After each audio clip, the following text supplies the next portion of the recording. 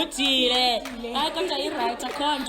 Molweni. Stays the The same. messaging stays the same. Molweni, beautiful people. Molweni. Welcome to another amazing episode of AmabaliPod. Amabali what? AmabaliPod. Amabali who? AmabaliPod. Amabali you? No, you? No. AmabaliPod. Where we try to capture Amabali wethu. Yes. Igama lam nguCiko Sitsumo. And I'm Yolanda Kyanki. And we're really excited to be here with you guys again. Disclaimer, we do apologize. Yeah. I know on our previous episode we said that we'd post in the next 2 weeks an episode on gatekeeping, which is still coming. Yes, definitely on its way. Siyayipheka man, sinike ishushu, ivuthwe kakuhle. But this time around though, we do have a very exciting topic, a very important conversation. I mean, all conversations are important. Yeah, definitely. It was a bit of an impromptu conversation, but we thought it'd rather capture it and share it with you guys, than let it left unsaid. So in this episode, we are talking to Tumelo Thamaga and Sinalo Vincent Tuku. From Rhodes University. From Rhodes University, young activists and filmmakers who are creating a documentary that is still untitled, but it is about queer intimate violences, which we thought was a very important topic. We were queer excited. Intimate partner violences. Yeah, queer intimate but partner of course violences. it's broader than just being in a relationship. It does relate to just those intimate spaces that we find ourselves in. Definitely. And we felt like it was such an important conversation that we had to capture it, and it's also the beginning of a longer conversation. We want to hear your guys' thoughts about it. Tell us how you feel, tell us what you think. Leave comments, guys, please. Leave comments on the sections where it says comment. Just type a young one-liner. Definitely, all of these things are to be revisited because there are ongoing discussions up until we have fully realized rights and dignified lives. So yes, without further ado, here it is. And today we are speaking to a young team of documentary filmmakers who are creating a documentary about queer relationships, but particularly about intimate violences in queer relationships. So we have Tumelo and Sinalo here. You guys study at UCA, which is... It's USA. USA now. Okay. What is that? University still known as... All right. So... I'm not changing the name. Okay. All right. Okay. They're not about that life. Okay. All right. So can I ask for you guys to introduce yourselves to us, to the audience, and just introduce your project to us, essentially, just, I guess, yeah. Okay, I'll go first. My name is Sinalo Tuku. I am from the Eastern Cape. I grew up in Namakwe location. Then I also lived in Butterworth and East London. But currently I'm a student at USA. Yes. And I'm doing my 4th year in journalism and media studies with a major in TV. Tumelo Michelle Naledi Thamaga. Let's not get into my background too much. Okay. But yeah. I'm curious. It's like you saw a political statement. Yeah. Yeah. Explain. If you don't mind. Rhodes released. So there has been this ongoing thing of the name change, right? And it went to Senate, if I'm not mistaken. And then they came back, long statements saying there's no name change to the institution. So between that period, so I think 2017, 2018 this year, they started USA because there hadn't been an answer, and then there was an answer.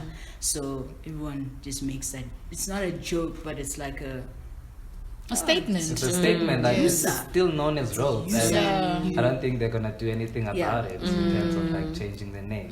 So we moved from currently known as Rhodes because we hope at that time it was change. going to change. But now we see that there's no hope, so it's still known as Rhodes. So it is Rhodes University. Yes, that's interesting. So can you guys just give us a little brief as to what kind of documentary engagement you're trying to create here, particularly because as the archive, we are incredibly invested in all forms of storytelling, narrative sharing, experience sharing, anything that has to do with us giving each other avenues, or not even giving, but enabling avenues and tools, right, for recovery, for healing. But an important process in that process is to also recognize our blind spots, right? Is that we can't heal without recognizing what we've done wrong or what we've overlooked. And personally, I've been very interested in your guys' project. Just to let you guys know, their project is, if you can correct me if I'm wrong, it's a documentary about or rather an ode to a personal experience of yours, right? No. Oh, okay. It's an ode. It's a letter. Yes. It's a letter to my friend, acknowledging her experience, I guess, and how it's weird to say this, but how we're both recovering from that experience together, because I have my own, that experience triggered a lot of bias that I had to undo. And if you say you think men and women are equal, right? If you believe in that, then they equal in all spectrums. So if men perpetuate violence, women can do so too, and I'm finding that my brain was going, what do you mean? What do you mean? All those, what Connell would call it, emphasized femininity. All those things start surfacing when violence happens. But no, a woman can't do this. Not even just a woman, not my friend. Someone I called my friend can do this. What? Wait, no. Wait, but I'm good at spotting danger. I always know. No, don't go there. Don't do this. But it was just zoop, zoop, boop, gone. And like reconciling how in some ways I failed my friend because of my proximity to her abuser,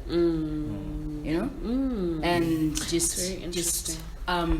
just so this documentary is not only an ode to her, a love letter to her, it's also a moment to reconcile for myself my blind spots, as well as, it's like we were discussing this earlier, Sinalo and I, where we're saying that the central character in our documentary is the letter, right? And the other voices in the documentary, they form part of a letter. So it's like, it's an anthology of experiences, rather, So basically, the letter being the center of the documentary. So what we've done, we came here in Joburg to interview FEW, which is one of the organizations that has started a program on intimate partner violence. So bringing those elements in, of organization, professional, people in a way who know about, this situation. It was important to bring it to the documentary so as to understand the context of, intimate partner violence. And we also got to interview one of the survivors. I can't say her name, but we interviewed, so it's basically branches to the letter, because they speak about one thing, but the stories are different. Not everyone has the same story, right? Not everyone has the same experience. So bringing that all together and contextualizing it into one big documentary, we feel like it will bring like a certain impact. We hope for a big impact. We hope to pass knowledge. We hope to raise awareness with the documentary, but most importantly, we hope that the people who tell the stories are also, hailed for their bravery, for speaking out. For speaking out, So it's You know what I find the most interesting about conversations about intimate partner violence is that, you know, there's a lot of research lately that is coming out about queer violence and, you know, violence in queer relationships, and how actually it's gender-based violence is not a heteronormative thing, right? And it's something that we need to debunk, right? But what I found very interesting is that in quite a few of the articles and the papers that I've read so far, and you know, obviously this is a constantly learning process. What I'm realizing is that there is a difference in the experience of violence in a heteronormative space versus a queer space, right? Because in a heteronormative space, you struggle with what you know, the struggles of, you know, gender inequalities and all of those things, and whatever prejudice come with your own physical body at the time, right? Everyone is an intersection, a meeting point of intersections, right? But queer violences is a very particularly sensitive, in my experience, and I could be wrong, you know, intersection of experience and violences, particularly when it comes to response, right, after the violence has incurred, right? So for example, what I'm trying to say here is there's a lot of research into the difference just simply on if, let's say for example, I'm in a relationship with you, Tumelo, and then there's Yolanda who's in a relationship with you, Sinalo, and you and Sinalo and Yolanda are in a heterosexual relationship. Tumelo and I are in a queer relationship, right? The both of us are experiencing, Yolanda and I are experiencing, you know, domestic violence or abuse of some kind, right? But now, if I wanted to go to, or let's say Yolanda and I both make the decision to go to the police, right, to go report this violence. Right? When I get to the police station versus when Yolanda gets to the police station and we are both giving our testimonies, right? Yolanda is heard with a particular heteronormative kind of, people are used to the narrative, right? And people are also comfortable with the idea of heteronormativity. Nobody's questioning her identity on top of the fact that they are potentially questioning her violence, right? Not to say that Yolanda is not having a difficult time, you know, in a police station. But if I get to a police station, not only are they questioning whether the violence is real, my experience of the violence, but they are also negating my identity because, you know, maybe the policeman is homophobic, right? And the reality in this country is that more often than not, you know, if you're going to the police station, you're encountering a man. More often than not, that man is most probably got some traits of, you know, kind of homophobia, or and I mean, this is really not a blanket statement, but in my experience I can definitely say this, right, that every policeman that I've come across who's had to deal with even the way I look, right, as a queer person, has given me a particular response that I don't think they would have given me if I was particularly femme presenting, or, you know, a pretty girl who looks like she's got a nice boyfriend, right? So there's and also on top of that, then there's also the dealing with the stigma of queerness, right, within a space of violence, right, and then the violences that happen within the queerness, right. And what I'm trying to get to here is that already the stigma against homosexual people, or people who are non-binary, or people who are not heteronormative, is a violent one, you know? And a lot of the time, there's also, not a lot of the time, I need to stop making generalized statements like that, but there are cases where people are silenced because the idea of expressing intimate violence in queer spaces seems to be a negation, or rather a perpetuation of the stigma against said queer space, right? So again, for example, I'm gay, né? I'm experiencing homophobia already. Before anything else, there's homophobia, né? Then on top of that, somebody's, you know, beating me, right?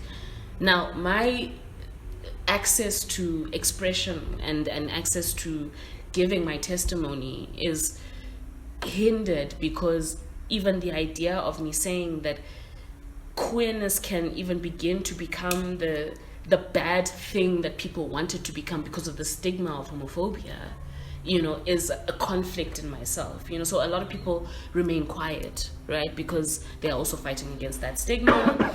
So I'm just kind of like pontificating about things that I've been thinking about based on what I was reading, and I don't know what your guys' experiences has been with those kinds of conversations, about what does it mean to receive response as a queer person after having experienced intimate partner violence, but also what does it mean to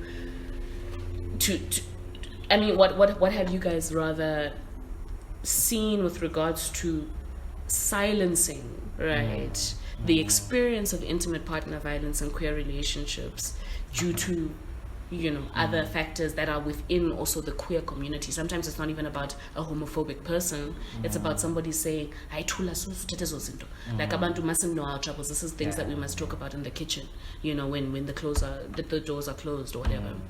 I think with what we are doing with the documentary, we are trying to raise awareness, as I said, and we're bringing knowledge to that queer communities, lesbian women, gay people, also go through similar situations of intimate partner violence. And by doing that, we're trying to break a stigma, to the from the general public, like your police. Policemen, policewomen, police stations that tend to neglect, certain situations that are reported to them, because from what I've read and from what I know, most people tend to keep quiet. People who are experiencing this type of abuse, people who are being violated, because they don't have the backup. They are not, they don't feel like they will be protected, from law enforcement. There's not enough safe spaces that you're saying. Safe spaces, Tumelo. I mean, research shows that, right? When a case, statistics say that 30% of domestic abuse cases are reported. There's a huge silence of 70%. And researchers are arguing that 70% is covered by queer bodies, right? So I think somewhere they said 40% is gay men, and then the stats get lesser and lesser when you begin to black, lesbian, okay, even trans, they keep getting fewer and far between, or there's nothing, right? So with the people that we've encountered, the organizations, you finding that again the queer community doesn't want to talk about it, because come on, we're fighting one battle. Can we finish that? Can we get accepted? Then we can deal with us. When one would argue dealing with us is more important than being accepted by a them. The second thing is secondary victimization. Is something that few really pushed, is that you come to us and they try, they are your advocates. They go for you, they speak for you. If you want your case to be heard, contact them, contact Gala. Those institutions are there and they want to help. But it's an issue of information as well. People aren't aware of the institutions, the spaces that do exist and that are actually active towards trying to create, I guess, safer environments, getting restorative justice also for queer survivors. So that's, I guess, then another thing that you guys are trying to do with your documentary, by also following Few to put out there the work that organizations such as Few, such as Gala, such as Iranti, the work that they are doing for people who are queer. I mean, even this, how I even found out about Few was a fluke. Last year I did a paper on corrective rape, and what's the distinction? So corrective rape in inverted commas. That's what I wanted. So it was for radical discourse. So we had to deal with what is radical in society, and one of the topics online was corrective rape. Why is it called corrective rape? It's rape. I watched a video called Rape for Who I Am, and then Few, an interview that they did with what is it, section Section 27. Yes. And then I was like, oh, what? IPV? And this is like after everything has gone on in The gender-based violence space. you know? So I was like, okay. But still, it's still few and far between. We are in Makanda. Who's there in Makanda? What body? What LGBTQI plus body is there? No, we can't count the student one. We can't count Nkolifasi because Nkolifasi can. It's a society. Stop right now. Yeah. You know? What is the institution in Grahamstown? The closest one is 4 hours away. In Tata. Then what? If I don't have transport to get there, then what? When my friend gets killed, then what? Who do I go to? Because I'll go to the police and it's going to be secondary victimization And homophobia. Yeah. So like there's a lot of factors I think that go on to play with to the silence. And also let's remember, if you've been abused and you know that feeling, you know in your heart that it's not easy for you to talk about it.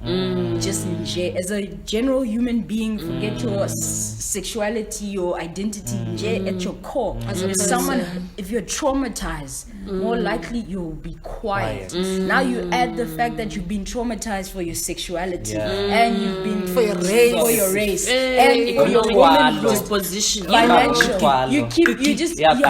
And then I must then unburden that and come out and speak and be a face. No, it's not gonna happen. It's not gonna happen. And the sad part is that people will continue to think that IPV doesn't happen in between same sex, you know, especially women, especially gay guys it's plausible. But between two women, I remember I was at the orthodontist and she asked me, "What are you doing for your documentary?" I told her, "Oh!" She screamed, "What? Why? It happens." I'm like, yes, it does. She's like, "No way." She couldn't believe me. I said, "No, come watch the documentary, you'll see." And so she's as simple as just going onto the internet as well, and finding out what is going on around your society. She was genuinely shocked.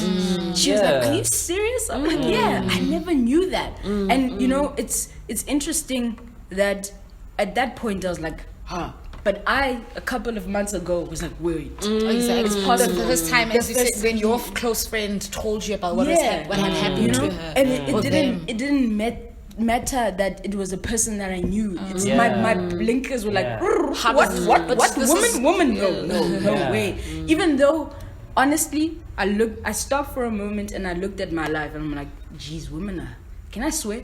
Yeah. Women are fucking violent. I've experienced fucking violent women. So how dare I not think that a woman can do that to another woman in an intimate space like that? It's very plausible. And once you get to a space where you can be honest with yourself about that, there's a lot of things that you can be accountable for. When you see that girl pushing some person on the street, it's a girl, it's a guy, they're playing, you know? What about, and like, I know I'm digressing a little bit, but there's this thing where we pass over when women are violent with men. I just men do that, so you know, like you can rationalize it in so many ways. Well, it's their turn, it doesn't hurt as much, he can stop it, he's physically and that's stronger. Not the point. And that's not the point. If you believe that gender equality is a thing, then in all spectrums it must apply. Yes. And I think with the documentary, what we're trying to reveal is the problem also within, you know, intimate spaces between like the LGBTQI. So you know, like in most class, very important. So we know like how we like apply heteronormativity everywhere. So in each and every relationship there has to be like a supposed man and a supposed woman. And with the stories I've heard from the people who've shared with us is that butch-looking lesbian women are the ones who mostly get blamed, you know, in situations of violence because they look like they're the ones who representing masculinity or something, you know. So when closer proximity to violence. So like that really affects when it comes to like court cases or when it's reported, because your policemen or your court judges or whatever will find it hard to believe that you as a feminine looking woman in this relationship would be the one, would be the abuser or the perpetrator. So I feel like with this documentary particularly, and with the stories that have been shared, we hope to like raise light to that gay relationships don't have to subscribe to heteronormative norms. And I think that's such an important point that you are raising there, because also, like you said, we also have very, I think, let me speak for myself rather. I still have, and this is a blind spot that I'm recognizing now, I still have very heteronormative ideas of violence in my mind, right? I associate violence almost predominantly with forms of toxic masculinity. And this is not even because I don't think it doesn't exist in the body of somebody who doesn't identify as a man, right? It's just, even in spaces where I can see it's maybe like a woman and a woman, or a non-binary person and a non-binary person, I always read violence as patriarchal first, right? And I always try to find the man in that space that is causing a violence. A black man. I wouldn't actually say a black man. Okay. Yes, men. I used to be of the staunch belief that men are trash, right? I'm trying to get better, right? But I'm also only human. I also have my flaws, right? But what I'm curious about, particularly, that I'm learning now, I guess, is that I did think about violence as a heteronormative thing, even though I was considerate of queer spaces, right? So, like you said, there is a man and a woman, right, in a space, right? And this is not even because I think that people who are particularly who are particularly butch, are more inclined to violence. That's not the equation I'm trying to make here, but even in myself, when I feel of a violent nature, the first thing I think of, I'm like, what is this kind of toxic masculinity that is fueling of my body? And if I'm so invested in breaking gender, binaries and creating a space in my own space of gender equality, then I also need to renegotiate violence as also a non-gendered thing, right? It's just so happens to be that violence has been practiced for so long that it's become inherently human. And that's why we get to points where people are just like, no, humans are just violent. Which I'd like to differ. I'd like to argue otherwise. But you really can't. Exactly, because of the pervasiveness of violence. But you see, the argument that I'm making here is not necessarily to say humans are inherently anything, actually, right? What I'm trying to say is that violence, right, although there's a strong correlation between violence and misogyny, violence and patriarchy, violence and all of these other things that come from toxic masculinities, but violence itself is not inherently gendered. That's what I'm trying to get. That's the epiphany that I've come to, having this discussion. And I think that's like an important way to also think about it for myself, because then I the blame is not on your gender, the blame is on your intention and on your action as a person. And also another thing is narrative, right? We talk a lot about, in rape cases, about the abuse. Okay, let's not even go there.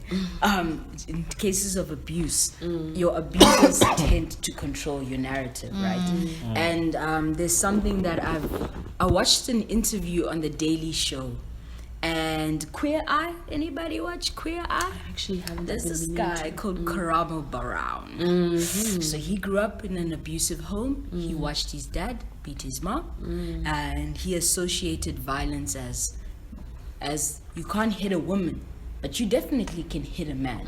So Karamo is gay. Karamo, when he's angry with his partners, he beats them up, right? He writes a book. Right, he atones. He says he atones. He writes a book. What does atone mean? As in, he apologizes. He tries to get forgiveness, absolution, all those things. Right? He atones, quote unquote. He writes a book. He goes on the Daily Show. he talks about intimate partner violence as an abuser. Right? My head, I don't care whether you're reformed or whether you're still abusing. Oksalayo, you know what you did. You know what you did.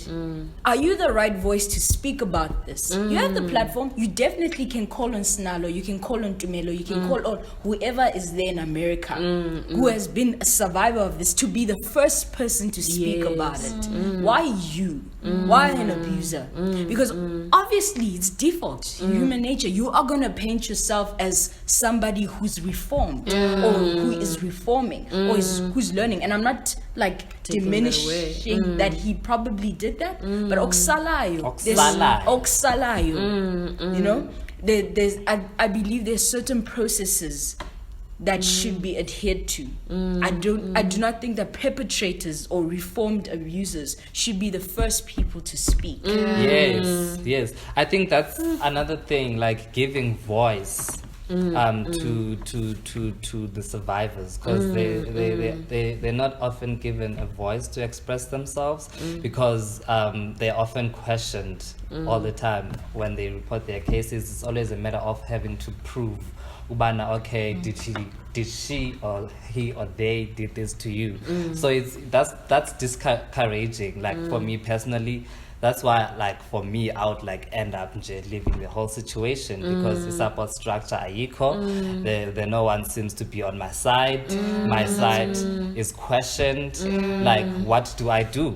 The team, and not supernatural powers about okay, I can turn this around and. Or even just show it to people about how it happened, so how they it can happened. believe you. Yes. So it saddens me, and it frustrates me a lot, and it's not right. And an important thing that I keep talking to myself about is that I'm not giving anyone a platform. The survivors have given us a platform to hear them that this documentary is a vehicle for everyone, for everyone to examine themselves. So I sometimes we get carried away as people as giving voice, especially as journalists. That's the mantra that you give. Voice. As though people were mute. Even a mute person is able to articulate what they are going through. Exactly. So it's just something that the constant referral to that. This is not, the terminology we even use, character, subject matter. You just in jail, you take away the umuntu's agency. You are not a character, Yolanda. You are Yolanda. Yolanda has the power to open her mouth and speak. And because I have a camera on, just so happens to be a part of the process. You're not giving me a platform to speak. So it's something that I think as makers of anything, we must remember that thing. You can have a camera all you want, but if you don't have people, there's nothing. What are your stories? You can sit, you can spill your whole guts, but what are you moving? What are you like? Don't be goal driven, be impact driven. Yes.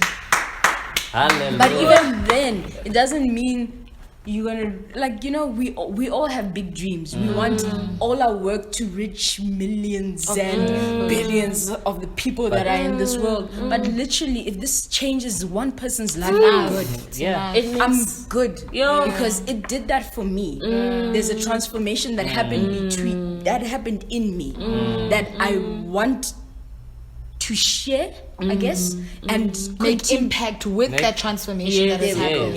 There we go. Yeah. Wow, that's been so guys. I think you guys are doing the Lord's work. Really, particularly because this topic is very important. I think as much as we maneuver around, trying or navigate within this gender system and trying to get to the end goal, which is recovery, healed society, right? It is very important that we also think carefully about who makes up this society. Right? It's not just us, the heterosexuals, the the man and the woman who stick the vagina and the penis together. There's also the same-sex people, right? And they are very much part of my everyday experience. We cannot, and we should not, and we can't afford to any longer to kind of negate those experiences that are happening. And it's just, I guess, we need to do better. It's even more than doing better. We need to start now. We need to listen. We need to listen. The time is now. And to also challenge the, one of the recurring themes that came was that my ex's ex's ex. That's how small the community is.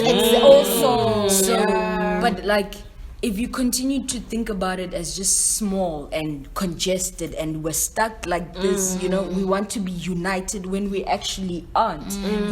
If you break that image, you allow for more to come out. Allow for more to come out and to come in. So yes, in Joburg, maybe there's a small queer community. It might feel like that, but it might not actually be.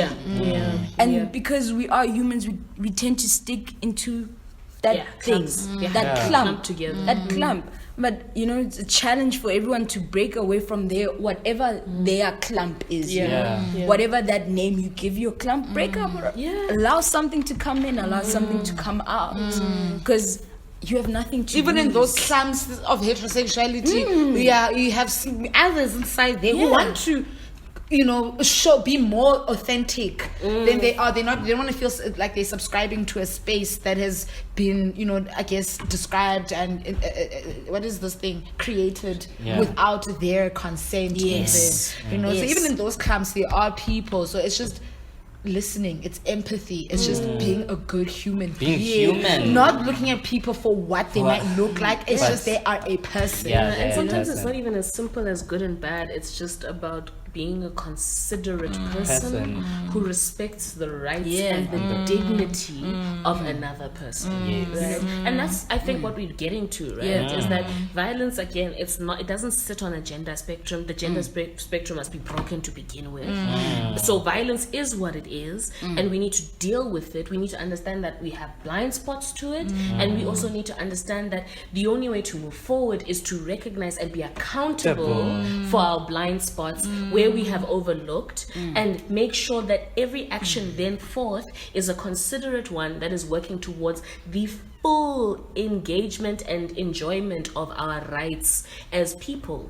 Like now we don't have to be friends, but that doesn't mean I shouldn't respect you. I mean, you don't know, you probably don't even know them for you to make such judgments. Exactly. And I think that's really where we, as a community, as a people's, that's such a great starting point. Ndicingele nam ndzacingela. Ndingumntu nawe ungumntu. Masiqala apho. And it isn't that I cannot, the things that I feel like I cannot deal with, or I do not want in my own personal space, then I shouldn't create them in other people's personal space. And I can say that very, open. And I feel like the common meeting point for all those, differences amongst us and the different backgrounds we come from is communication. Because I liked the communication part on the workshop that you went to.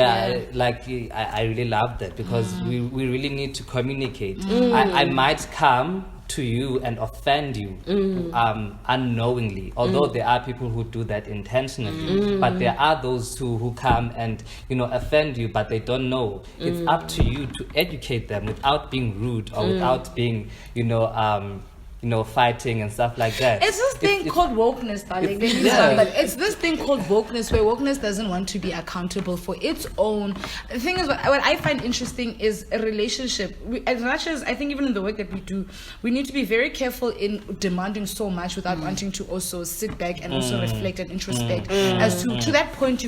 To the point where you got to this thing, what was your role in that? Was your role? So I think, to solve the world's problems, really, it's just to allow people to be expressive however the way they choose to be expressive. So long as it doesn't, for me, violence, I'm not even talking about tolerating violence. I can because the human relation is so complex as well, right? That even as you're saying that it might be not intentional or whatever, but the point is that maybe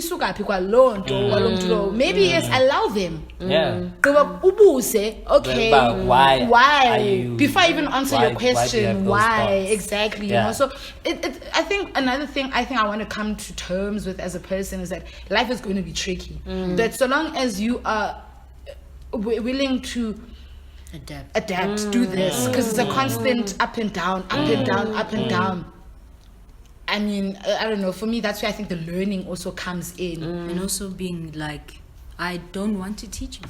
Also, which you're entitled to doing that. Like, we mustn't forget how traumatic that can be. Yes. Because when you teach and then you get met with and you teach and you teach and nothing ever changes. You know, you just you watch that same person that asked you 6 months before do that thing that they said they understood, right? You know, just it gets tiring, tires your body out, and I think a lot of people. I think we get so caught up in these limited options, you know, that we have to. I have to educate. I really don't, because you know, when your teachers teach, right? When they teach you, right? They want you to learn, right? You learn, right? You learn, right? But in that, they get satisfaction from you learning. I don't know if I'm making. It's reciprocal. Yeah. You know, but when you're constantly giving, and that's what I've realized about queer bodies. There's a constant giving of stories, giving of experience, giving, just living, of love. Yes. Just we are, and you but continually. All that's done to you is being taken from, or just thrown back into your face. Yeah. So like, just I think no is my favorite word. No. Andifuni, in fact. And yes, I agree with that. It's upfront, no? Yeah, upfront. And it's a boundary. It's a boundary. You are saying this is something I cannot do. It is me making sure that I'm doing what I need Don't to do for self-care. persuade me. Don't you know? And that's okay. Yeah, too, because you know? if I initially said no and you persuading me, that's a violence in itself. That's violation for my right to say no. Yes, exactly. True. Sure, guys. This has been such a wonderful conversation, and I wish you guys all the best, quite honestly. And I feel actually there's a lot more conversations that we can have. You know, I mean, this is not the end of this, right? And I think this is the start of a really interesting engagement. Doing a follow-up with the documentary once you watched it. Share with us your docu. The film festival is in September. So what festival? The film festival for our documentaries to be viewed. So whoever's listening right now, when it's released, obviously you guys will make an update. It will be on YouTube. For those who that's nice and accessible. Like to watch it, they can go on YouTube. We'll send a link and just expand the conversation, keep it going and keep it flowing like the water. We just try to drink some water. Yeah. That's the motto. That is a motto. I'm just trying to amalgamate, bro. Woolworths water. Did you drink some Woolworths water? Did you have some Woolworths water? Damn, girl. No, but this has been really like an informative discussion, a very important discussion, and you know, also like hopefully through the platform of our like podcast, that it will reach engagements we create together. It will reach also other people that your documentary, your thoughts, your feelings, the reason why you are doing what you're doing, it will impact even other people that you haven't thought of. So also thank you very much for your time. It's really appreciated. Thank you for inviting us. Also, we are not promising to sell an experience. That's what you get when you think of film, when you think of any medium, that you're getting an experience. We're not selling an experience, right? We will edit, we will make a product. It's up to you to make up of what the documentary is, right? We want you to have your own narrative. We want to create space for you to have your own understanding, your own thoughts, your own questions. We don't want to like blinders.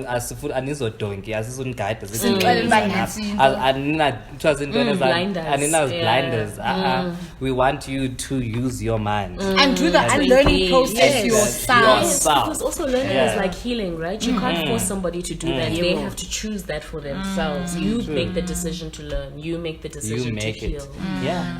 So that's powerful. It's been a blessing to be in your guys' presence. Yeah. Thank you. What's the name of your podcast again? The Archive. Amabali. Thank you, Amabali. We hope you enjoy the Bali. Bali say balungas no platform or who cares, right? Also, what's important is the conversation. Where we put it, whether it's on AmabaliPod, whether it's on wherever a cloud, I as Katali, as long as Abantu can engage with us on SoundCloud. All right, guys, thank you so much. I think that is the end of this very important discussion. Yes. But just before we bring it to a complete close to our audience, we just want to bring your guys' attention to a couple of hotlines that we have identified personally as a team. Obviously, there's more, and we're going to be doing some engagements with service providers who help with consultations and recovery and all of these things. But if you find yourself in a situation that you feel is violent, is abusive, and you are in South Africa, you can call the People Opposed to Women Abuse, POA, at 011-642-434, or you can call them at 011-642-436. You can also call Stop Gender Violence at 0800-150-150. If you are a child, if you have a child, if you know of a child who has been through any kind of violence, abuse, you can call Childline at 080-555-5555. Hey, I think there's a rhythm to it that I lost, but it's okay. You can also call Child Welfare South Africa at 074-080-8315. And you can call the Forum for Women Empowerment on 011-403-1906/7. Gonna say that again. 011-403-1906/7. Yes. Just hit them up with a message on Facebook. Few Empowerment. That's their at on Facebook. So thank you so much, guys, to the listeners for spending some time with us. We hope that this conversation has been as insightful and filled with epiphanies as it has for us. We're excited to engage with you. Please share your thoughts. Please share your comments. We will be having a follow-up on this discussion. We will be having a follow-up with you guys as a team. And yes. Good night, good day, good morning. Goodbye.